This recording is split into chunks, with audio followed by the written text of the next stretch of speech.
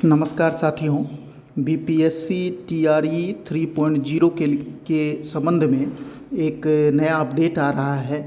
एक बहुत बड़ा अपडेट आ रहा है बीपीएससी टीआरई 3.0 के संबंध में, और ये अपडेट बहुत प्रभावित कर सकता है इस बार रिजल्ट को। तो आइए मित्रों, जान लीजिए कि क्या अपडेट है। मित्रों, बीपीएससी टीआरई 3.0 का जो आंसर शीट जारी हुआ है, जो बीपीएससी टीआरई 3.0 का आंसर शीट जारी हुआ है 1 से 5 तक का, उसके 3 सवालों के उत्तर पर विवाद हो गया है और अभ्यर्थियों ने इसका विरोध किया है। और अभ्यर्थियों ने कहा है कि यदि हमारी बातें नहीं मांगी तो हम हाईकोर्ट जाने के लिए भी सोच सकते हैं, और हाईकोर्ट भी वो जा सकते हैं। और यदि हाईकोर्ट गई तो क्या फंस जाएगी भर्ती, ये भी सवाल उठ रहा है कि क्या भर्ती फंस जाएगी, क्योंकि जब तक हाईकोर्ट का कोई आदेश नहीं आएगा तब तक रिजल्ट नहीं आएगा।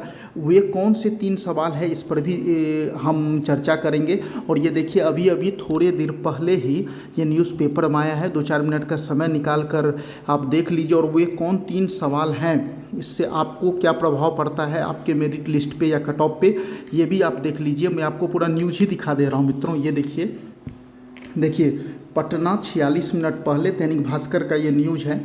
पटना 46 एक पेपर का ये न्यूज़ है, पटना 46 मिनट पहले।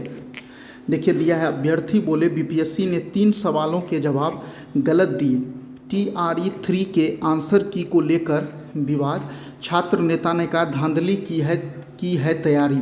देख लिए, पहला चीज़ ये देखिए 46 मिनट पहले पटना से है कि अभ्यर्थी बोले हैं कि बीपीएससी ने 3 सवालों के जवाब गलत दिए। अब आगे देखिए, इसमें दिया कि बीपीएससी टीआरई 3 का फाइनल आंसर की रविवार को जारी किया गया था। इसके बाद 3 सवालों के जवाब ने विवाद पैदा कर दिया है। अभ्यर्थियों का आरोप है कि 3 सवाल के जवाब बीपीएससी की तरफ से गलत दिए गए हैं। अब कौन 3 सवाल है वो भी बताएंगे, आप लास्ट तक देखते रहिए मित्रों। और अब देखिए, अभ्यर्थियों का आरोप है कि आयोग ने जो आंसर दिए हैं उसमें एनसीईआरटी और एससीईआरटी के तथ्यों को दरकिनार कर दिया है। अभ्यर्थियों को कहना है कि उसको लेकर आयोग की तरफ से दी निर्धारित की गई तारीख के भीतर ही आपत्ति दर्ज कराई गई थी, लेकिन इस के बाद सही जवाब देने वाले अभ्यर्थियों को रिजल्ट पर असर पड़ सकता है। वहीं छात्र नेता दिलीप का कहना है कि आयोग की तरफ से जानबूझकर गलती की गई है ताकि धांधली और सेटिंग की जा सके। आगे और न्यूज़ देख लीजिए मित्रों। और अब जानिए ये किन 3 सवालों पर विवाद हुआ है। अभ्यर्थियों का कहना है कि सवाल यह था कि बिहार की सबसे पुरानी नदी घाटी कौन सी है। बीपीएससी ने उत्तर दिया दामोदर नदी घाटी परियोजना, जबकि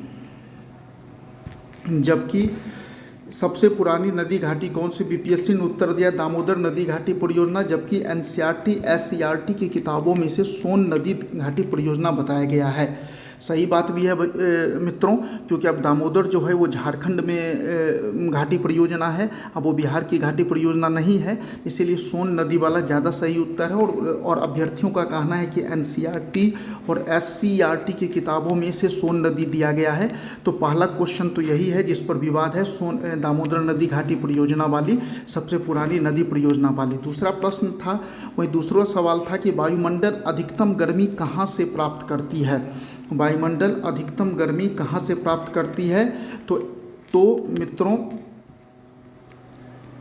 कहाँ से प्राप्त करती है, एनसीईआरटी किताबों में कहाँ से प्राप्त करती है। आयोग ने उत्तर दिया है दीर्घ पार्थिव तरंगों से। अभ्यर्थियों का कहना है कि एनसीईआरटी के अनुसार सही जवाब सूर्य होना चाहिए। सही जवाब क्या होना चाहिए, सूर्य होना चाहिए। ये एक उत्तर, इस पे भी विवाद है। ये दूसरा प्रश्न रहा, इस पे विवाद है। दीर्घ पार्थिव तरंगों, वायुमंडल अधिकतम गर्मी कहाँ से प्राप्त करती है, एक प्रश्न ये हो गया।